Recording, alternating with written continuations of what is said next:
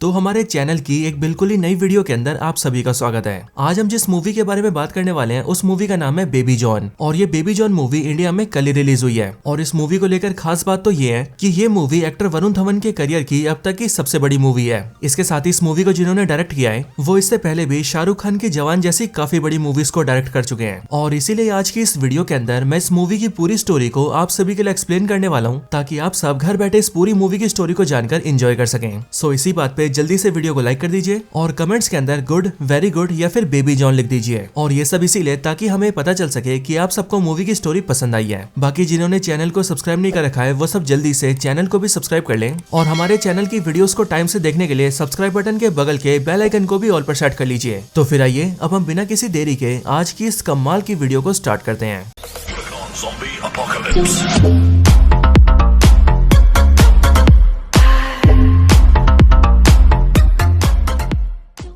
तो इस मूवी की स्टोरी को स्टार्ट करने से पहले मैं आपको बता दूं कि ये बेबी जॉन मूवी एक साउथ इंडियन मूवी का रीमेक है। और इस साउथ मूवी का नाम है थेरी, जो कि 2016 में रिलीज हुई थी। एंड इस मूवी के अंदर तलपति विजय मेन कास्ट में थे। सो इसलिए दोस्तों, अगर आप में से किसी ने भी थेरी मूवी को देखा हुआ है तो तब आपको बेबी जॉन मूवी की स्टोरी काफी जानी पहचानी लग सकती है। लेकिन हाँ, तब भी बेबी जॉन मूवी के अंदर काफी सारे चेंजेस किए गए हैं और इसीलिए मैं श्योर हूँ कि आप इस मूवी को एंजॉय तो जरूर करेंगे। इसके साथ ही जिन्होंने भी थेरी मूवी नहीं देखी हुई है उन सभी को तो इस मूवी की स्टोरी जानकर बहुत मजा आने वाला है। सो इसीलिए चलिए जल्दी से मूवी की स्टोरी को स्टार्ट किया जाए।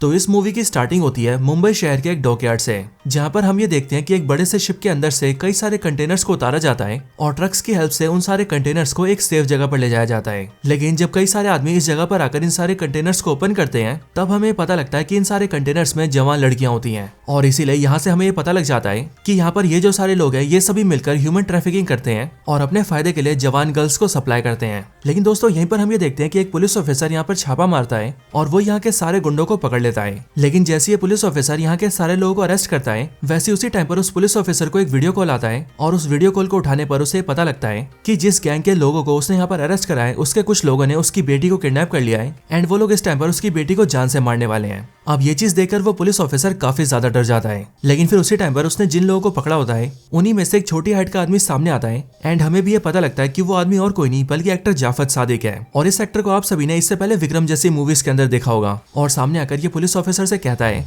कि वो जानता नहीं कि वो किसके आदमी है और वो लोग कितने खतरनाक है। इन सब के साथ ही जाफर यहाँ पर पुलिस ऑफिसर से ये भी बोलता है कि वो शायद ये नहीं जानता कि उन सबका बॉस कौन है। उसका बॉस बहुत ही पावरफुल और बहुत ही खतरनाक आदमी है एंड उसे सभी लोग बब्बर शेर बोलते हैं। अब ये सब बोलने के बाद ही वो सारे गुंडे वहां से निकल जाते हैं। लेकिन निकलते टाइम ही जाफर पुलिस ऑफिसर से पूछता है कि आखिरकार उसे हमारे बारे में बताया किसने, क्योंकि उनके हिसाब से उनके काम के बारे में बहुत ही कम लोग जानते हैं। अब जाफर की बात सुनकर पुलिस ऑफिसर उसे बताता है कि असल में उसे किसी अनजान आदमी ने एक वॉइस रिकॉर्डिंग भेजी थी और जब वो पुलिस ऑफिसर उस रिकॉर्डिंग को प्ले करता है तब हम ये सुनते हैं कि वो आवाज असल में सलमान खान की होती है, जो कि इस पुलिस ऑफिसर को इन सारे गुंडों का ठिकाना देते हुए बताता है कि इस अनजान से लोकेशन पर लड़कियों की तस्करी चल रही है। अब दोस्तों, जाफर जैसे इस रिकॉर्डिंग को सुनता है वैसे वो अपने आदमियों से कहता है कि ये रिकॉर्डिंग वाला आदमी जो भी है उसे पकड़ना ही होगा और हम लोग 15 दिनों के अंदर उसे पकड़ के जान से मार देंगे। लेकिन अब इसके बाद ये सीन शिफ्ट होता है और हम अगले सीन में मूवी के लीड एक्टर यानी कि वरुण धवन को देखते हैं। हमें पता लगता है कि वरुण धवन इस टाइम पर केरला में रहता है। इसके साथ ही वरुण धवन का नाम जॉन है, जो कि एक बेकरी चलाता है एंड उसकी फैमिली में उसके साथ उसकी एक छोटी सी बेटी है और वरुण धवन अपनी बेटी से बहुत प्यार करता है। इसके साथ ही हम ये भी जानते हैं कि वरुण धवन और उसकी बेटी दोनों एक दूसरे को आपस में बेबी बोलते हैं। अब वरुण धवन की लाइफ उसकी बेटी के आसपास ही घूमती है, जैसे कि उसकी बेटी को स्कूल छोड़ना, स्कूल से लेकर आना, उसका होमवर्क करवाना, उसे खाना खिलाना और उसे घुमाने लेके जाना। और इन सारे कामों में वरुण धवन काफी खुश होता है। लेकिन यहाँ पर हम ये देखते हैं कि वरुण धवन काफी फट्टू इंसान होता है और इसीलिए अगर कोई दूसरा आदमी उससे ऊंची आवाज में भी बात करे तो वो उससे डरकर उससे माफी मांग लेता है। अब इसके आगे हम ये देखते हैं कि वरुण धवन यानी कि जॉन जब भी अपनी बेटी को स्कूल छोड़ने जाया करता था तब वो अक्सर उसे छोड़ने में लेट हो जाया करता था और इसी वजह से जॉन की बेटी की जो क्लास टीचर थी वो हमेशा ही जॉन को स्पॉट किया करती थी और उसे नोटिस करने लगी थी और इसीलिए वो टीचर धीरे धीरे करके जॉन को पसंद करने लगती है। अब दोस्तों, मैं आपको बता दूं कि ये जो टीचर है वो भी साउथ की एक काफी बड़ी एक्ट्रेस है जिनका नाम है वमिका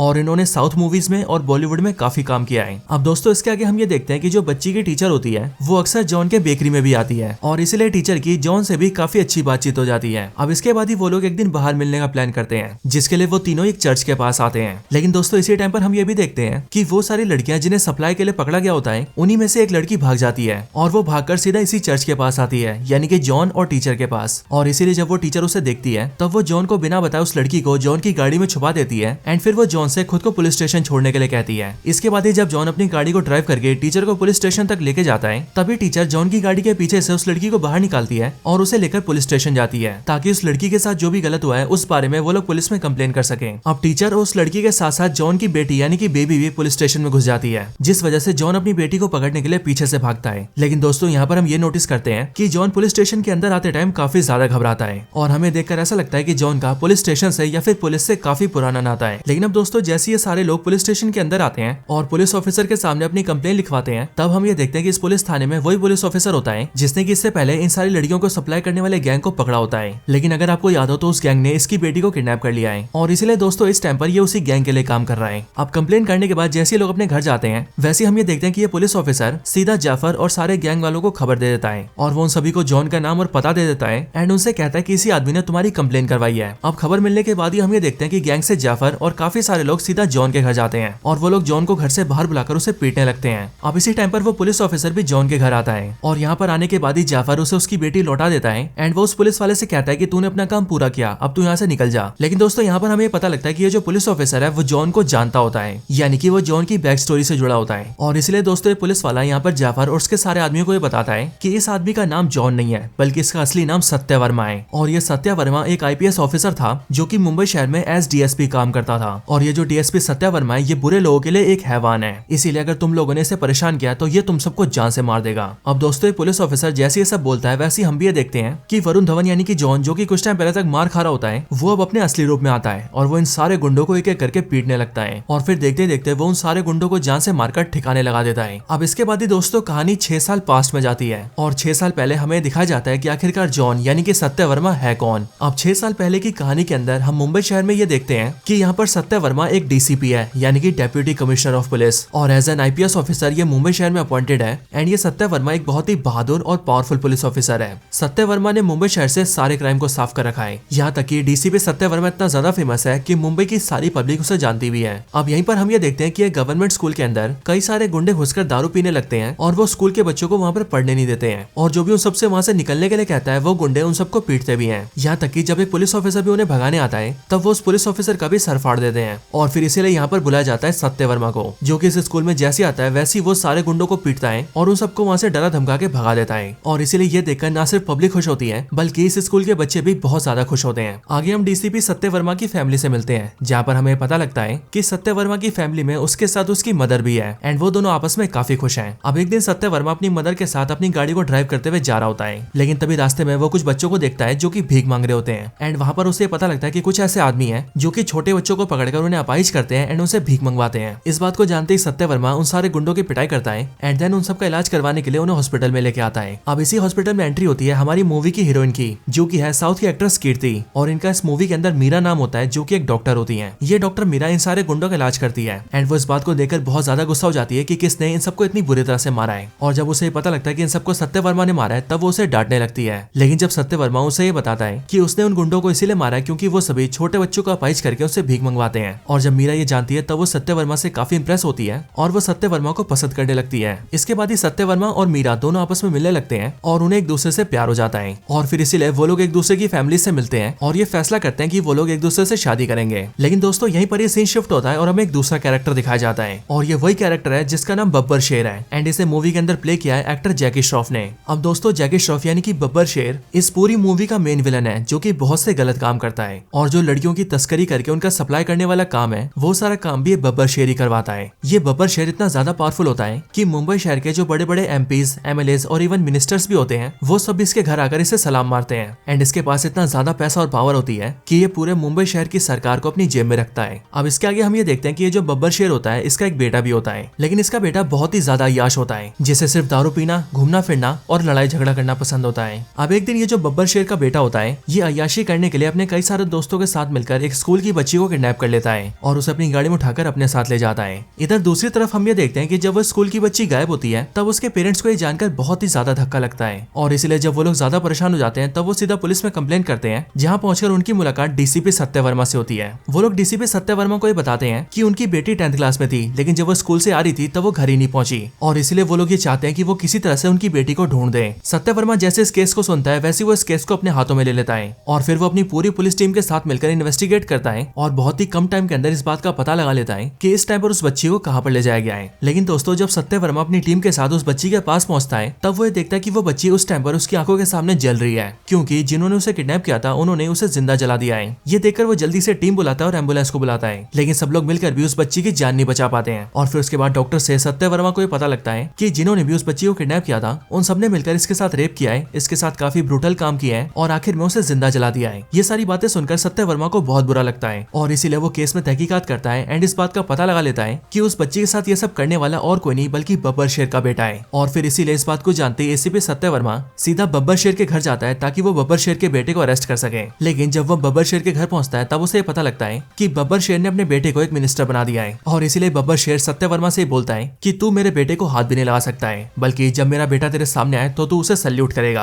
अब इस बात को सुनकर एसीपी सत्यवर्मा को काफी गुस्सा आता है, लेकिन वो बिना कुछ बोले वहां से चला जाता है। लेकिन अगले सीन में हम ये देखते हैं कि एसीपी सत्यवर्मा उसे छोड़ता नहीं है और वो बब्बर शेर के बेटे को और उसके उन सारे दोस्तों को भी पकड़ लेता है जिन सब ने मिलकर उस बच्ची के साथ ये सब किया था। एंड फिर इसके बाद एसीपी सत्यवर्मा उन सबको भी जिंदा जला के मार देता है। अब इधर बब्बर शेर को जैसे ही पता लगता है कि उसका बेटा मर चुका है वैसे वो जल्दी से अपने बेटे की लाश के पास जाता है और यहाँ पर आकर वो अपने बेटे को देखकर बहुत ज्यादा रोता है। लेकिन यहाँ क्राइम स्पॉट पर डीसीपी सत्यवर्मा बब्बर शेर से मिलता है और वो उसे बता देता है कि उसके बेटे को उसी ने जान से मारा है और फिर ये बोलकर डीसीपी सत्यवर्मा वहाँ से चला जाता है। लेकिन दोस्तों अब क्योंकि बब्बर शेर एक बहुत ही खतरनाक आदमी है इसीलिए उसे जैसे ही पता लगता है कि डीसीपी सत्यवर्मा ने उसके बेटे को मारा है वैसे ही वो भी ठान लेता है कि वो डीसीपी सत्यवर्मा को न सिर्फ बर्बाद करेगा बल्कि वो उसे जान से भी मारेगा। लेकिन दोस्तों दूसरी साइड सत्यवर्मा भी इस बात की तैयारी कर रहा होता है कि वो बब्बर शेर को भी उसके पापों की सजा दे और इसीलिए वो बब्बर शेर के कंप्लेंट्स की फाइल निकालता है और उसे भी अरेस्ट करवा के उसे जेल भिजवा देता है, जिसके बाद बब्बर शेर को 3 साल की सजा होती है। और वैसे तो दोस्तों बब्बर शेर इतना पावरफुल होता है कि वो बड़े आराम से जेल से बाहर आ सकता था, लेकिन तब भी वो इस बात का फैसला करता है कि अब वो 3 सालों की सजा काटेगा और उसके बाद जेल से बाहर आकर ही अपना बदला लेगा।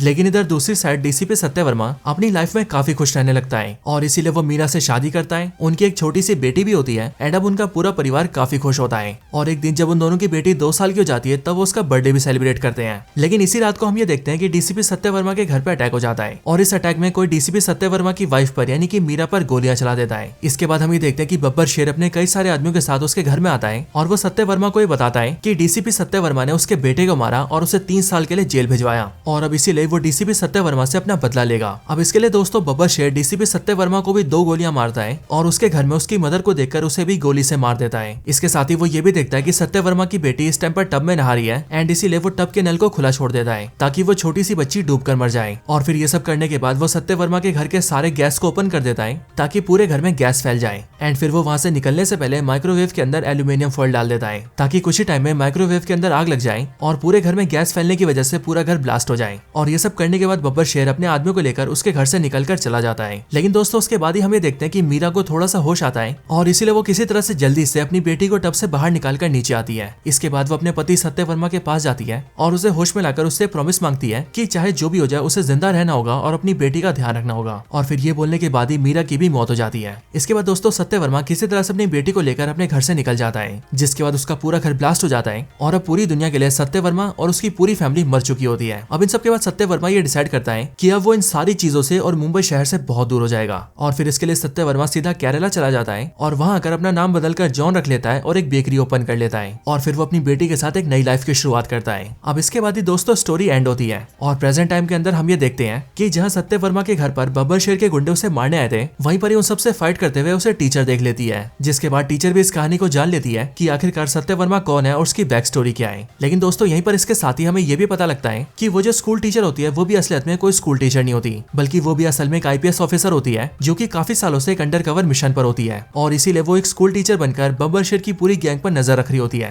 अब दोस्तों इसके आगे हम ये देखते हैं कि बब्बर शेर के गुंडों को जान से मारने की वजह से बब्बर शेर को एक खबर मिल जाती है कि डीसीपी सत्यवर्मा अभी भी जिंदा है और उसने उसके आदमियों को मारा है। और फिर जैसे बब्बर शेर को ये पता लगता है कि वो जिंदा है वैसे वो ये डिसाइड करता है कि इस बार वो सत्यवर्मा और उसकी बेटी दोनों को ही खत्म कर देगा। और अब इसके लिए एक दिन जब सत्यवर्मा की बेटी स्कूल ट्रिप पर बस से जा रही होती है तब सबसे पहले बब्बर शेर उस पूरी बस को नदी में गिरवा देता है, लेकिन सही टाइम पर सत्यवर्मा बस को नदी में गिरते हुए देख लेता है एंड इसीलिए वो अपनी बेटी के साथ साथ बाकी सारे बच्चों की भी जान बचा लेता है। अपनी बेटी पर होने वाले हमले को देखकर सत्यवर्मा को बहुत बड़ा धक्का लगता है और वो ये सोचने लगता है कि आखिरकार ये हमला किसने किया होगा। लेकिन फिर उसी टाइम पर सत्य वर्मा को बब्बर शेर फोन करता है और वो उसे बताता है कि वो हमला उसी ने करवाया था और वो ये जानता है कि वो और उसकी बेटी जिंदा है एंड अब इसीलिए वो उन दोनों को खत्म कर देगा। अब इस बात को जानते सत्य वर्मा भी ये डिसाइड करता है कि अब उसके लिए इन सारी चीजों से भागने का और बचने का कोई मतलब नहीं है और अब इसीलिए वो ये फैसला करता है कि अब वो बब्बर शेर के साम्राज्य को मिटाएगा और बब्बर शेर को खत्म करेगा। और फिर इसके लिए सत्य वर्मा अपनी बेटी को टीचर के भरोसे छोड़कर सीधा मुंबई शहर आता है और बब्बर शेर से जुड़े हुए सभी लोगों को जान से मार देता है और इस तरह से वो बब्बर शेर को कमजोर कर देता है। अब बब्बर शेर को जब ये सारी बातें पता लगती है तब वो बहुत ज्यादा बौखला जाता है और इसीलिए वो अपने आदमियों की मदद से सत्य वर्मा की बेटी और टीचर दोनों को किडनैप करवा लेता है और ये खबर सत्य वर्मा को देकर अपने पास बुलाता है। इसके बाद जब सत्य वर्मा बब्बर शेर के पास पहुंचता है तब बब्बर शेर को ऐसा लगता है कि अब वो सत्य वर्मा को मार देगा, लेकिन सत्य वर्मा बड़ी बहादुरी से उसके सारे गुंडों को पीटता है और आखिर में बब्बर शेर को उन सारी लड़कियों के हवाले कर देता है जिन सारी लड़कियों को बब्बर शेर पकड़ के सप्लाई करवाता था एंड फिर वो सारी लड़कियां बब्बर शेर को जान से मार के उससे अपना बदला लेती हैं और फिर इसके साथ ही ये मूवी खत्म हो जाती है। लेकिन मूवी के खत्म होते ही हमें मूवी का पोस्ट क्रेडिट सीन दिखाया जाता है जहाँ पर अब 2 साल बीत चुके हैं। इस सीन के अंदर हम ये देखते हैं कि 2 साल बाद एक बोट के ऊपर एक ब्रिटिश आदमी कई सारी इंडियन लड़कियों को सप्लाई करके लाया होता है और वो यहाँ पर उन सारी लड़कियों को बेच रहा होता है और इस सीन के जरिए हमें पता लगता है कि ये जो अंग्रेज आदमी है यही इन लड़कियों को सप्लाई करने वाले काम का मास्टरमाइंड है और जो बब्बर शेर था वो भी सारी लड़कियों को इसी को सप्लाई करता था। अब अगले पल इस ब्रिटिश आदमी से मिलने के लिए मुंबई शहर का कमिश्नर आता है और वो यहाँ कर इस अंग्रेज से कहता है कि हमारा जो लड़कियों को सप्लाई करने वाला काम था वो इंडिया से खत्म हो चुका है, लेकिन हमारे इस पूरे नेटवर्क को इंडिया से खत्म किया एक गैंग ने, एक ऐसी गैंग जिसका नाम है घोस्ट गैंग। लेकिन हमने इसी घोस्ट गैंग के कई सारे एजेंट्स को पकड़ लिया है और वो सब इस टाइम पर उसी शिप पर मौजूद होते हैं और फिर उन सब में से सत्य वर्मा को दिखाते हुए वो कमिश्नर बोलता है कि ये सत्य वर्मा इस पूरी घोस्ट गैंग का लीडर है, लेकिन हमने इसे भी पकड़ लिया है। लेकिन अब इसके आगे वो ही बोलता है कि असल में इस गैंग में इनके अलावा एक और आदमी है और वो इन सब से भी खतरनाक है। और फिर इसके बाद हम ये देखते हैं कि उस आदमी की एंट्री होती है एंड इस टाइम पर उसका चेहरा काले कपड़े से ढका हुआ होता है। लेकिन वो यहाँ पर आते ही पहले तो सारे गुंडों को ढेर करता है एंड उसके बाद वो अपना मास्क हटाता है जिससे हमें पता लगता है कि वो और कोई नहीं बल्कि सलमान खान है। और यहाँ पर सलमान खान का नाम मेंशन किया जाता है जो कि होता है एजेंट भाईजान। और इसके बाद सलमान खान यानी कि एजेंट भाईजान और एजेंट सत्य वर्मा दोनों मिलकर उस मेन बंदे को यानी कि ब्रिटिश बंदे को मार देते हैं। यानी कि अब ये लड़कियों को सप्लाई करने वाला पूरा गैंग खत्म हो चुका है। लेकिन दोस्तों इन सब के बाद ही एजेंट भाईजान यानी कि सलमान खान यहाँ पर अपनी मूवी को टीज करता है और हमें पता लगता है कि सलमान खान की अगली मूवी के अंदर वो एजेंट भाईजान बनेंगे और शायद से उनके साथ वरुण धवन भी दिखेंगे। और अगर सब कुछ ठीक रहा तो इन सारी मूवीज को सिनेमैटिक यूनिवर्स में भी डाला जाएगा। लेकिन दोस्तों इस सीन के साथ ही ये पूरी मूवी खत्म हो जाती है। सो दोस्तों आप सब मुझे कमेंट्स में बताओ कि आपको मूवी की स्टोरी कैसी लगी, हमारी वीडियो कैसी लगी और आपको मूवी के एंड में सलमान खान की एंट्री कैसी लगी। बाकी वीडियो पसंद आई हो तो वीडियो को लाइक करना, कमेंट्स के अंदर गुड, वेरी गुड या बेबी जॉन जरूर लिखना। जिन्होंने चैनल सब्सक्राइब नहीं करा वो जल्दी से चैनल को सब्सक्राइब कर लेना और ऐसी और कमाल की वीडियोस देखने के लिए हमारे चैनल को भी चेकआउट करना। बाकी मैं मिलता हूँ आपसे ऐसी किसी और बेहतरीन वीडियो में, तब तक के लिए गुड बाय।